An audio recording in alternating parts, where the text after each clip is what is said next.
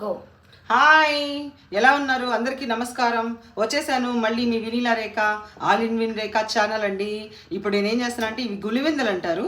ఈ చేపలని మీరు కొందరికి తెలిసి ఉంటుంది, కొందరికి తెలిసి ఉండదు. ఈ బాగుంటాయండి, చాలా టేస్ట్గా ఉంటాయి. ఒకటే ఒక ముళ్ళు ఉంటుంది. వీటిని ఏం చేయాలంటే ఫ్రై చేసుకుంటే పులుసు పెట్టుకోకూడదు, కాస్త తవా ఫ్రై చేసుకుంటే ఇంకా చాలా టేస్ట్గా ఉంటాయి. అందుకని నేను ఇవాళ మీకు ఇది ఫ్రై చేసి చూపిస్తాను. ఈ చేపలు ఏమేమి వీటికి పట్టించాలో, ఏమేమి ఇంగ్రీడియంట్స్ వేసుకోవాలో మీకు నేను గబగబా ఫాస్ట్గా అందరూ చేసుకునే విధంగా చూపించేస్తాను, రండి.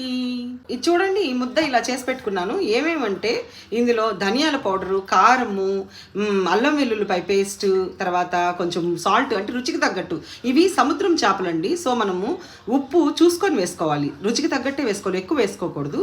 కాబట్టి మనం ఇలా ప్రిపేర్ చేసి పెట్టుకుంటే ఇవన్నిటిని ఈ గీతలు పెట్టించుకున్నాం కదా మనము చేపగా, ఇందులోకి వెళ్ళి చేప చాలా టేస్ట్గా ఉంటుంది మనము ఫ్రై చేసినప్పుడు.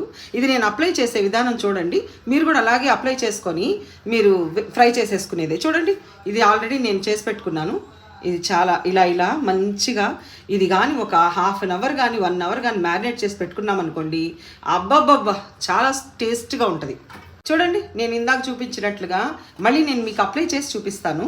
ఇది ఆల్రెడీ మీకు చెప్పాను కదండి, ధనియాల పౌడరు, పసుపు, ఉప్పు తగినంత, అంటే రుచికి తగినట్లు, కాస్త అల్లం వెల్లుల్లిపాయ పేస్టు, కారం, ఇవన్నీ వేసుకొని అప్లై చేస్తున్నాను. చూడండి, ఏం లేదండి, చాలా ఈజీ.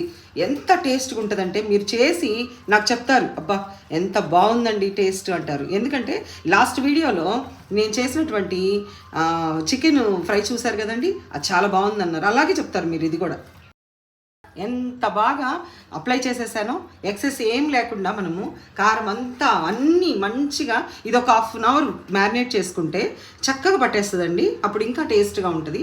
ఇలాగ చేసుకున్నాను కదా, ఇవన్నిటిని నేను మీకు ఫ్రై చేసేది మళ్ళీ చూపిస్తాను ఇంకొక దాంట్లో, ఇంకొక వీడియో మీరు చూస్తారు. ఎక్కడికి ఏంటి అనేది సర్ప్రైజ్ వీడియోతో మళ్ళీ మీ ముందుకు వచ్చేస్తాను. Stay tuned.